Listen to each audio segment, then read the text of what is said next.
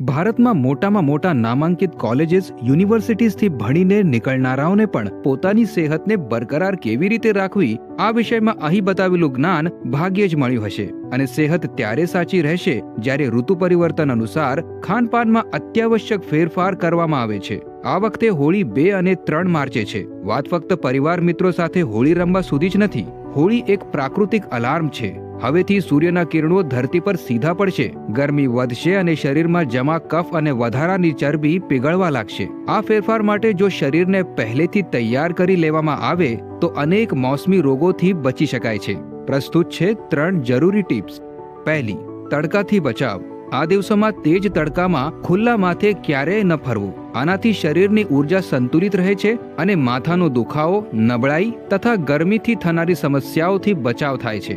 બીજી, અલુણા ભોજન। હોળી પછી જો 15 થી 20 દિવસ અલુણા એટલે કે મીઠા વગરનું ભોજન કરો તો ત્વચા રોગ, ખાંચ ખંજવાળ જેવી સમસ્યાઓ દૂર થવામાં મદદ મળે છે અને શરીરનું સંતુલન જળવાઈ રહે છે। જો પૂરી રીતે મીઠાનો ત્યાગ સંભવ ન હોય તો મીઠું ઓછું અવશ્ય કરો। ત્રીજી, લીમડાનું પ્રાકૃતિક ડેટોક્સ।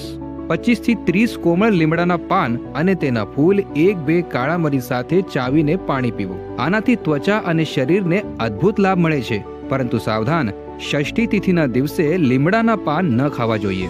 હોળીના વિષયમાં આવી જ કંઈક જરૂરી જાણકારી આગળ આવનારા વિડીયોઝમાં તમે મેળવશો। આ વિડીયોને સેવ અને ચેનલને સબસ્ક્રાઇબ ન કરી હોય તો અત્યારે જ કરી લો। હરિઓમ।